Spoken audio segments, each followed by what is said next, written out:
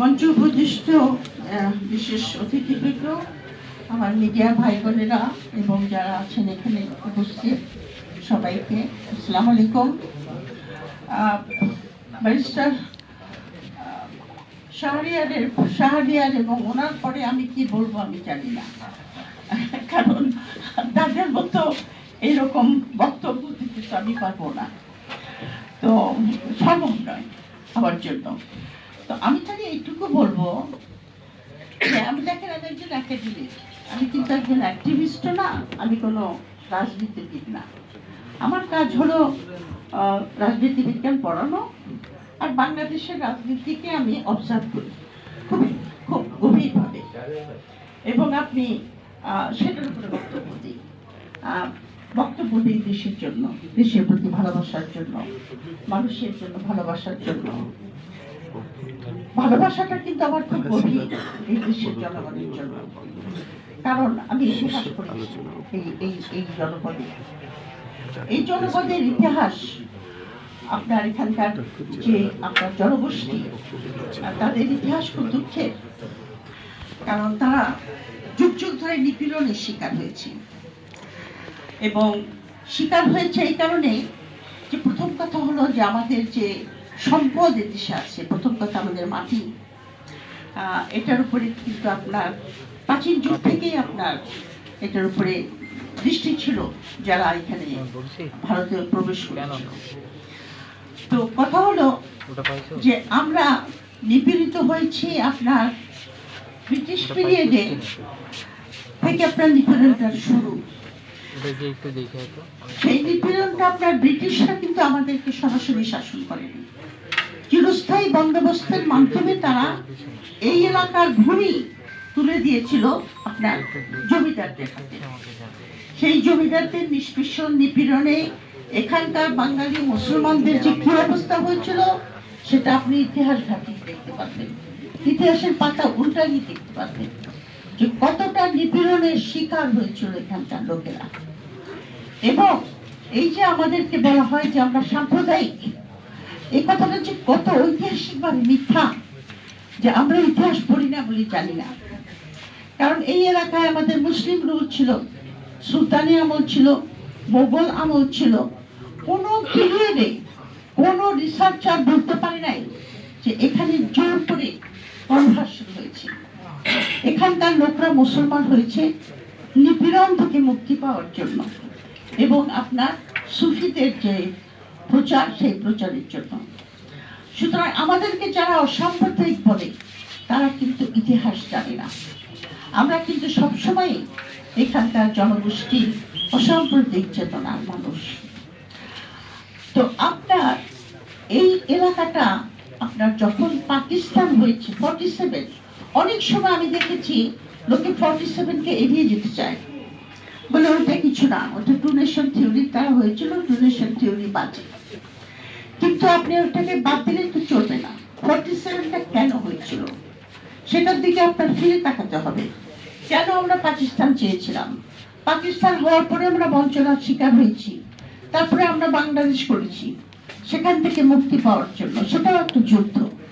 বাংলাদেশ হওয়ার পরে বাংলাদেশের 71-এর যে আপনার আশা আকাঙ্ক্ষা, সেটা ফসল আমরা ঘর তুলতে পারি নাই, এবং সেটাও তুলতে পারি নাই আমাদের এই ভারতীয় আগ্রাসনের জন্য। ইতিহাসের দিকে ফিরে তাকান, মুক্তিযুদ্ধ চলাকালীন সময় থেকেই ইন্ডিয়ার যে ডিজাইন ছিল এখানে, সেটার দিকে আপনার আমাদের ফিরে তাকাতে হবে। এখানে আমাদের ইয়াং জেনারেশন যারা আছে তাদেরকে আমি অনুরোধ করব ইতিহাসের দিকে তাকাতে। ইতিহাসের দিকে তাকিয়ে আপনি শুধু এই ভারতীয় আগ্রাসন যে কবে থেকে শুরু হয়েছে সেটাই জানবেন না, আপনারা জানতে চেষ্টা করবেন আমাদের আত্মমর্যাদার ইতিহাস। আমরা কে, কেন আমরা বাংলাদেশ করতে চেয়েছিলাম, কিসের থেকে আমরা মুক্তি পেতে চেয়েছিলাম, কার থেকে মুক্তি পেতে চেয়েছিলাম, এগুলো আমাদের জানা দরকার। এবং আমাদের আত্মমর্যাদা, আমাদের অনেক বীর এখানকার, আপনার বহু বিদ্রোহ এখানে সংঘটিত হয়েছে মুক্তি পাওয়া, সেগুলি আমরা ভুলে গেছি। কিন্তু আমাদের কিন্তু বয়ানটা যারা তৈরি করে দিয়েছে ইন্ডিয়ান যারা আপনার রাইটার ন্যাশনালিজমের, আমি যখন আমার পিএইচডি থিসিস করছিলাম, তখন আমার যিনি সুপারভাইজার ছিলেন তিনি ছিলেন মরিস জোন্স বলে একজন খুব নাম করা সাউথ এশিয়ান এক্সপার্ট, মারা গেছেন উনি এখন। তো উনি আমাকে ইন্ডিয়ান ন্যাশনালিজমের উপর অনেক বই পড়তে বলেছিল। তারপরে পড়ার পরে আমাকে বললো যে কি তুমি কি মনে করো ইন্ডিয়ান ন্যাশনালিজম উপর তোমার কি ধারণা? আমি বললাম ইন্ডিয়ান ন্যাশনালিজম এটা তোরা তো সেকুলার কান্ট্রি বলে, কিন্তু আমি তো ন্যাশনালিজম ইতিহাস পড়ে দেখলাম এটা তো হিন্দু ন্যাশনালিজম। তখন সে আমাকে বলছে যে তুমি ঠিক ধরেছ, 1971 কথা বলি, অনেকদিন আগের কথা বলছি, আপনাদের জন্মও হয়নি। বলেছিল basically India is a Hindu state, উনি বলেছিলেন।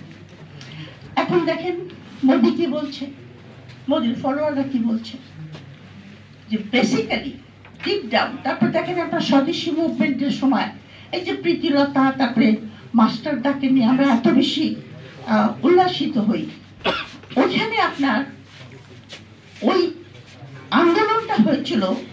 আপনার যখন আন্দোলনে যেত, আমার একজন পরিচিত ভদ্রলোক ডক্টর রশিদুজ্জামান, আপনার নাম শুনেছেন কিনা জানি না, উনি একজন খুব নাম করা পলিটিক্যাল সায়েন্টিস্ট ছিলেন, রিসেন্টলি মারা গেছেন।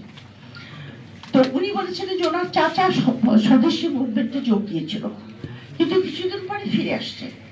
তো ভাই বললাম কেন ফিরে আসছিল কেন, বলেন জিজ্ঞেস করলো চাচাকে। বললেন না ভাই ওখানে ওরা স্বদেশী মুভমেন্টে ওরা ইয়ে করতো, বোমা টোমা ফেলতো, তো বেরোনোর সময় নাকি কালীর মূর্তির কাছে পূজা দিয়ে তারপরে বেরোতো। তারপরে আমি তো মুসলমান হিসেবে সেটা পারি নাই। তো এই যে আপনার বয়ানটা হিন্দু তো বাদী বয়ান, এই বয়ান কিন্তু ব্রিটিশ বা ইন্ডিয়া ভাগ করার পিছনে, বেঙ্গলকে আজকে ভাগ করেছে, আজকে যে ওয়েস্ট বেঙ্গল আর আমরা এটা ভাগ করেছে কে 47-এ। দেখেন তাদের দ্বৈত ভূমি, এত লম্বা হয়ে যাচ্ছে না, দ্বৈত 1905 সালে যখন বেঙ্গল ভাগ হলো, বঙ্গভঙ্গ যেটাকে বলে, তখনই ওই যে আপনার ও আমার সোনার বাংলা আমি তোমায় ভালোবাসি, মানে বঙ্গমাতার উপরে আঘাত করা হয়েছে। এখানে একটা মুসলিম মেজরিটি প্রভিন্স আসাম নিয়ে, ওদিকে ওয়েস্ট বেঙ্গল আর আপনার উড়িষ্যা। তখন আপনার বাঙালি জাতীয়তাবাদ জেগে উঠলো, তখন আবার 1911-এ আপনার বঙ্গভঙ্গ রোধ করা হলো। 47-এ যখন 47 থেকে 1906 থেকে শুরু করে 47 পর্যন্ত এই বেঙ্গলে রশিদুজ্জামান সাহেবের একটা সুন্দর বই আছে, মুসলিম আইডেন্টিটি ইন কলোনিয়াল বেঙ্গল, যে মুসলিমরা এখানকার কি করে আস্তে আস্তে সচেতন হয়ে উঠলো নিপীড়নের দ্বারা, ডিসক্রিমিনেশন দ্বারা। আমার নিজের আব্বা উনি অত্যন্ত ব্রিলিয়ান্ট স্টুডেন্ট ছিলেন, বগুড়া জেলা স্কুল থেকে উনি স্টার পেয়ে পাস করেছিলেন। উনি গেছেন তখন আনডিভাইডেড বেঙ্গল আমি ইন্ডিয়া, উনি গেছেন কলকাতায় ডাক্তারি করতেন, ওনাকে ভর্তি করবে না কারণ উনি মুসলিম। তারপরে উনি সিআর দাসের একটা ফ্লাড হয়েছিল, সে ফ্লাডে ভলেন্টিয়ার কাজ করেছিল, ওনার সাহায্যে উনি ডাক্তারিতে ভর্তি হলেন ক্যালকাটা মেডিকেল কলেজে। তো ডিসক্রিমিনেশনের দ্বারা সত্ত্বেও একটা মুসলিম ক্লাস এখানে জেগে উঠেছিল, ক্লাস ফরমেশন যেটাকে আমরা বলি আর কি, যোদ্ধার শ্রেণী একটা দেখা দিয়েছিল জমিদারদের, অ্যাজ এগেইনস্ট জমিদার। তখন আপনার এই যারা এখন এপার বাংলা ওপার বাংলা আমরা এক, তারাই তখন বলেছিল যে বেঙ্গল ইন্ডিয়া ভাগ হোক আর না হোক, বেঙ্গলকে ভাগ করতে হবে, আমরা মুসলমানদের সঙ্গে থাকবো না, কারণ ওরা মেরেছ, ওরা অনার্য, কথাটা কারেক্ট, আমরা তো অনার্য, ওরা তো আর্য, তো অনার্য ওরা মেরেছ, ওদের সঙ্গে আমরা থাকবো না। যে ভাগ হয়ে গেল অমনি এপার বাংলা ওপার বাংলা, তার মানে তারা যে জমিদারিটা হারিয়েছিল সেই জমিদারিটা ইনডাইরেক্ট ভাবে ফেরত চায়, তারা পুনরুদ্ধার। এবং সত্যি কথা বলতে কি, ইন্ডিয়াতে তো হিন্দুত্ববাদীটা কি, ওটা তো ব্রাহ্মণবাদ। ইন্ডিয়াতেও তো আপনার রুল করে ব্রাহ্মণরা, ব্রাহ্মণরা ভীষণ বুদ্ধি রাখে, চাণক্যের বুদ্ধি তো ভীষণ বুদ্ধি তাদের, আর ভীষণ মিষ্টভাষী। আমরা তো মাথা গরম করে ফেলি, ওরা কিন্তু কোনো সময় মাথা গরম করে না, কি রকম সুন্দর করে কথা বলে। এখানে একজন ইন্ডিয়ান প্রফেসর এসেছিলেন, মহিলা, ইয়াং মেয়ে, একটা কনফারেন্সে, তো আমাদেরকে এসে গিফট দিয়ে আসছিল, মাসিমণি খুব। তারপরে ও দেশে গিয়ে আনন্দবাজারে আর্টিকেল লিখেছে, আনন্দবাজারে আর্টিকেল লিখেছে যে আমি ঢাকায় বাংলাদেশে ঘুরে আসলাম, ওইখানে আইএসআই এজেন্ট জিজ্ঞেস করছে। তো আমি বললাম অনিন্দিতা, আমার ফেসবুকে আসছে, আমি অনিন্দিতা তুমি আইএসআই এজেন্ট কোথায় দেখলে? তুমি না আমাদের সঙ্গে ঘোরাফেরা করলে, তো তুমি আমাদেরকে আইএসআই এজেন্ট বলে দাও নাকি? তো উত্তর দিয়েছে আমাকে কিরকম বুদ্ধি মোহাম্মদ, তো আমাকে আমি যখন এটা লিখেছি তখন আমাকে বলে কি আই লাভ ইউ মাসিমণি, এটা তার উত্তর। বুঝছেন, ওদের বুদ্ধির পালা মুশকিল, খুবই বুদ্ধি রাখে এবং জ্ঞান চর্চা করে। আমরা তো জ্ঞান চর্চা করি না, এটাই তো আমাদের মুশকিল হয়ে গেছে। তো এখন তারা এখন মনে করলো যে এটাকে আমরা পুনরুদ্ধার করতে হবে। মুক্তিযুদ্ধের সময় আপনারা নিশ্চয়ই মুক্তিযুদ্ধের ইতিহাস পড়েছেন, সেই সময় তারা মুজিব বাহিনীটা কেন গঠন করেছিল নিশ্চয়ই জানেন। মুজিব বাহিনীটা গঠন করেছিল, তারা দেখেছিল যে এখানে এবং শেখ মুজিবকে জাতির পিতা বানাতে হবে।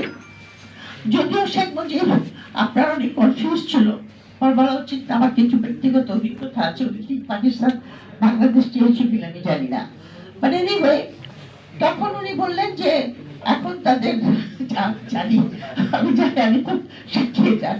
তারপরে উনি বললেন যে ওই আপনার আওয়ামী লীগকে এখানে লেফট দিকে, তখন মুক্তিযুদ্ধের সময় আপনার যারা বামপন্থী তারা একটু যে সিরাজ শিকদারের দল আর কি, যারা না প্রোসাইটিস্ট গ্রুপটা, ওরা একটা আপার গ্রুপ হাইটে চলে যাচ্ছিল। তো মানে এটা তো হতে পারে না, ওইখানে তো আওয়ামী লীগের রুল আসতে হবে, যারা আমার কাছে উঠবে বসবে। তো এই হলো মুক্তিযুদ্ধের ইতিহাস। আর এখন 54 বছর পরে আমাদের মুক্তিযুদ্ধ বিজয় দিবসটাকে মোদী কেড়ে নিয়ে গেছে। এবার সে বলেই দিয়েছে যেটা আমাদের বিজয়, এটা আমাদের বিজয়। তো এখন এই যে আধিপত্যবাদ, এটার ইতিহাস অনেক পুরানো এবং এটা শিকড় অনেক গভীরে। এবং এখানে বাংলাদেশে যে প্রথম হলো ডেরিস্টনের কথা আপনারা বললেন, এখানে পেনিট্রেশন বা গভীরে যাওয়ার জন্য ইন্ডিয়ানরা কতগুলি সফট পাওয়ার, আমরা বলি সফট পাওয়ার ব্যবহার করেছে। সেই সফট পাওয়ারের মধ্যে আছে আপনার সাংস্কৃতিক আগ্রাসন, তারপরে আছে তাদের বুদ্ধিজীবী সমাজে পেনিট্রেশন, তারপরে আছে আপনার কালচারাল, তারপরে আছে তাদের মাইনরিটি কার্ড। কিছু হতে না হতেই বলে এখানে হিন্দুদেরকে আমরা মেরে ফেলতেছি, এটা হলো তাদের কার্ড। এই সফট পাওয়ারের দ্বারা পেনিট্রেশনটা এমন জায়গায় পৌঁছেছে যে আপনার বাংলাদেশে কোনো সেক্টর নাই যেখানে আপনার র পেনিট্রেশন হয় নাই। আপনি আমাদের যে এত এখানে রিটায়ার্ড আর্মি অফিসাররা বসে আছেন, আপনাদের সামনেই বলছি, আপনার আমাদের এত গর্বের আর্মি সেনাবাহিনী, সেখানে কি আপনার র অফিস ছিল না? যেখানে আপনার ডিজিএফআর অফিস ছিল, এন্ডোনমেন্টের ভিতরে ডিজি অফিসের অফিসে জানতো না আর্মি অফিসাররা? জানতো, বলে নেই তো আমাদের টাকা তো বেতন নাই তাদের, বলে নেই তো তারা সহযোগিতা করেছে তাদের সাথে। এমন পেনিট্রেশন যে এক ভদ্রলোক আমাকে বলে কি যে শুনেন আপা, আল্লাহ তাআলা যখন আদম এবং বিবি হাওয়াকে বেহেশত থেকে বাদ করে দিচ্ছিলেন ওই যে আপনার নিষিদ্ধ ফল খাওয়ার জন্য, তখন শয়তান বলল না যে আমাকেও তুমি পারমিশন দাও, আমি সবসময় মানুষের সঙ্গে সঙ্গে থাকবো তাদেরকে বিভ্রান্ত করার জন্য। আল্লাহ তাআলা বলেছেন হ্যাঁ, সেই জন্য শয়তান আমাদের সঙ্গে সঙ্গে আছে, সবসময় যে কোনো সময় বুদ্ধি দিয়ে ফেলে। তো এখন আমাকে কি যে আমাদের বাঙালি মুসলমানদেরকে বের করার সময় আল্লাহ তাআলা বলেছে তোদের সঙ্গে সঙ্গে একটা করে র থাকবে, সব সময় একটা করে র থাকবে তোদের সঙ্গে সঙ্গে। তাই দেখি বল আপনি জানেন না, আমি ও আচ্ছা তাই। বাট এনিওয়ে আমি শর্ট করবো, পেনিট্রেশন খুব গভীর। এই জুলাই অভ্যুত্থানে আমি ভেবেছিলাম ব্যক্তিগতভাবে জুলাই অভ্যুত্থান কিছু আমি দেখতে পারবো, সেটাই আমি ভাবি নাই।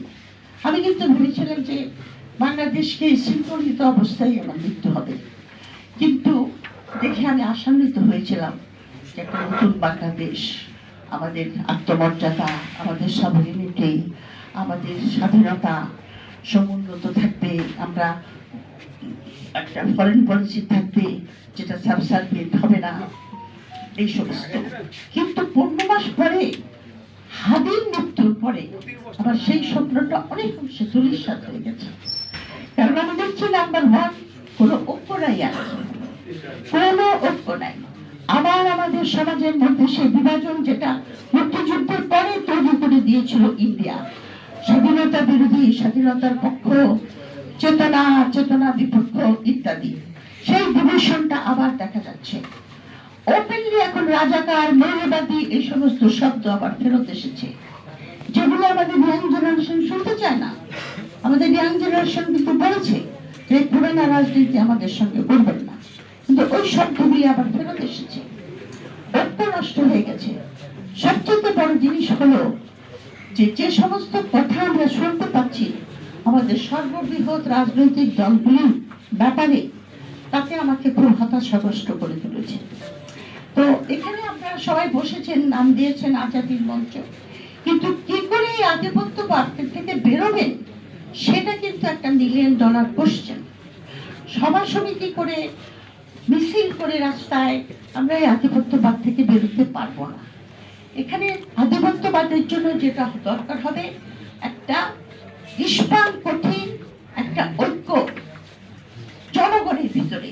এমনকি যে পলিটিক্যাল পার্টি আপনার ওই ফ্যাসিবাদের দোসরদের কথা বলবে, অথবা যারা আপনার বন্ধু রাষ্ট্র, একটা কথা আমি বুঝি না, বন্ধু রাষ্ট্র, সেদিন সালাউদ্দিন সাহেব বিএনপি উনি বললেন ভারত আমাদের বন্ধু রাষ্ট্র। তা আমি ওনাকে বলতে চেয়েছিলাম যে ভাই আপনি পলিটিক্যাল সায়েন্সটা একটু পড়েন, কারণ রাষ্ট্রের কোনো বন্ধু হয় না, রাষ্ট্র কিন্তু কোনো বন্ধু হয় না, রাষ্ট্রের খালি স্বার্থ। রাষ্ট্র আমার স্বার্থটা সেইটা বুঝিয়ে কেউ কেউ আমার বন্ধু, আমার জন্য বন্ধু ফরেভার এরকম কথা পলিটিক্যাল সায়েন্সে নাই, মানে ইন্টারন্যাশনাল রিলেশনে নাই। এটা একটা বাজে কথা যে ওই রাষ্ট্র আমার বন্ধু, রাষ্ট্রের কোনো বন্ধু নেই। এটা ইউনিয়নরা বিশ্বাস করে। চাণক্য কয় হাজার বছর পরে কিন্তু আগে কিন্তু এটা লিখে গেছে যে তোমার নেইবার না কিন্তু তোমার সবসময় শত্রু। এটা চাণক্যের অর্থশাস্ত্রে আছে। আচ্ছা, ওরা নেইবার দিন নজর রাখবা, ওরা আমার শত্রু। তো আমাদের শত্রুকে আমরা জানি না, তো আমি আর্মস কিনছি কার জন্য? তারপরে তো যুদ্ধ করার জন্য বলে না। এই যে হাজার হাজার কোটি কোটি টাকা করে আমরা কি বলে যুদ্ধ জাহাজ কিনবে, রাফেল কিনবে না কি কিনবে জানি না, আপনারা বলতে পারবেন। কিন্তু কিসের জন্য কিনছেন? কার জন্য? কার বিরুদ্ধে যুদ্ধ করবেন? সুতরাং আপনার যে জিনিসটা আমি বলতে চাই, আমি শর্ট করে ফেলবো, সেটা হলো যে আপনার এই যুদ্ধে জয় পেতে হলে আমাদের ঐক্যবদ্ধ হতে হবে। দ্বিতীয়ত যে জিনিসটার উপরে আমি ইম্পর্টেন্স দেবো সেটা হলো আমাদের জ্ঞান চর্চা এবং বুদ্ধিবৃত্তির চর্চা বাড়াতে হবে। এখানে আমাদের গবেষণা রিসার্চকে গড়ে তুলতে হবে। যারা আমাদের সভরেনিটি, আমাদের স্বাধীনতা, আমাদের বেঁচে থাকার অধিকার, আত্মমর্যাদা এগুলি নিয়ে তারা রিসার্চ করবে এবং সেটাকে আপনার সংরক্ষিত বা করার জন্য কি কি পদক্ষেপ নেওয়া উচিত সেগুলি তারা বলবে। জ্ঞান চর্চা এবং বুদ্ধিবৃত্তি চর্চা অত্যন্ত প্রয়োজন। থার্ড হলো নিজেদের সংস্কৃতির দিকে নজর দিয়ে। আমরা সবাই এখানকার মুসলমান, 90% মুসলমান। তবে এই কথাটা আমি একটু বলে যেতে চাই, সেটা হলো যে লাইক এনি আদার রিলিজিয়ন, ইসলামের মধ্যে অনেক আপনার ডিভিশন আছে। প্রথম ডিভিশনটা আপনার শিয়া সুন্নি, তারপরে আমাদের মধ্যে আপনার বাহাই আছে, কাদিয়ানি আছে, তারপরে কাদিয়ানি দাউদি যারা আপনার আগা থাকবে, মানে যাই হোক এগুলি সব হ্যাঁ এরকম খ্রিস্টানদের মধ্যেও আছে। খ্রিস্টানরা তো এরকম মনে ঠিক না, হিন্দুদের মধ্যেও আছে। এই জিনিসটা আমাদের মনে রাখতে হবে, বুঝলেন? আর এখানে আমাদের সংখ্যালঘু লোক আছে, পাহাড়ি আছে, আবার একটা কোনো মনোরথী হোমোজেনিয়াস, ওই সেন্সে মনোজেনিয়াস যে হোমোজেনিয়াস সবগুলি আমরা মুসলমান এবং বাঙালি, কিন্তু আমাদের অন্য ধর্মাবলী, অন্য ভাষাভাষী লোক আছে, তাদের সঙ্গে আমাদের যেটাকে আমরা বলি যে আপনার ইন্টিগ্রেশন দরকার, সেটা করতে হবে। আর আপনার ধর্মের নামে যে একটা কঠোরতা, এটাকে আপনার বাদ দিতে হবে। এই যে আপনার কথায় কথায় আমরা একটা করে হাদিস ছেড়ে দেই আর ফতোয়া জারি করি, এগুলি বন্ধ করতে হবে। আপনার এই যে আমার একজন সারাক্ষণ খালি হাদিস শোনায়, আমরা আপনার হাদিসগুলি তো ইচ্ছা তো হাজির বলে কি, আমরা আপনি যেটা ইচ্ছা করেন সেটাই হাদিস বলে চালিয়ে দিচ্ছেন। তো ইচ্ছাতুল হাজি ছেড়েন না। তো আমার কথা হলো তাই, বুঝলেন? আমাদের ধর্ম যদি আপনি ডিপলি পড়েন, আমি ইসলামিক স্কলার না, ডিপলি যদি আপনি পড়েন, ইসলাম বলেছে তুমি জাস্টিস এস্টাবলিশ করো, অন্যায়ের বিরুদ্ধে তুমি যুদ্ধ করো, এক্সপ্লয়টেশন বন্ধ করো।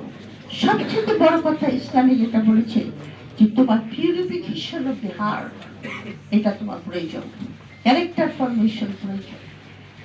সুতরাং এই কথা বলে আমি শেষ করব, যে যুদ্ধ আপনাদের পদধ্বনি পাওয়া যাচ্ছে, সেই পদধ্বনি আমার কানেও এসে পৌঁছেছে, কারণ আমি অবজার্ভ করি এবং আমি আতঙ্কিত। এই যুদ্ধ জয় করতে হলে আমাদের আর একটা জিনিস এই ফোরাম থেকে আমি সবার কাছে রাখতে চাই, যে আমরা একটা দাবি করব যে সব পলিটিক্যাল পার্টি তাদের ম্যানিফেস্টোর ভিতরে বলবে যে তাদের কি জাতীয় ফরেন পলিসি হবে, এবং এই কথাটা বলবে যে যেখানে যা কিছু চুক্তি হয়েছে, ইন্ডিয়ান নাম্বারও দরকার নেই, যেখানে যা কিছু চুক্তি হয়েছে সব চুক্তিগুলি আমরা রিভিউ করব, এবং এই চুক্তিগুলি যেগুলি দেশের স্বার্থ বিরোধী সেগুলি বাতিল করব। এটা প্রত্যেকটা পলিটিক্যাল পার্টি যারা কন্টেস্ট করবে ইলেকশনে তাদের ম্যানিফেস্টোতে এটা ইনক্লুড করতে হবে। এটা এই ফোরাম থেকে এই দাবিটা যাওয়া উচিত, এটা আমার সাজেশন। ধন্যবাদ। ধন্যবাদ আজকের অনুষ্ঠানে প্রধান অতিথি প্রফেসর দিলারা ম্যামকে। সম্মানিত সাংবাদিক বন্ধুগণ, আপনাদেরকে শেষ করে দিচ্ছি আর একটু। এ পর্যায়ে অনুষ্ঠানের শেষ পর্যায়ে একেবারেই ধন্যবাদ জানানোর জন্য অনুরোধ করছি আজাদী মুভমেন্টের সম্মানিত মুখপাত্র লেফটেন্যান্ট কর্নেল হাসিনুর রহমানকে শেষ করে দেওয়ার জন্য অনুরোধ করছি।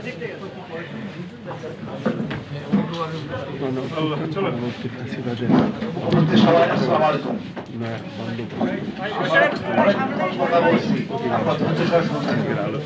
আমার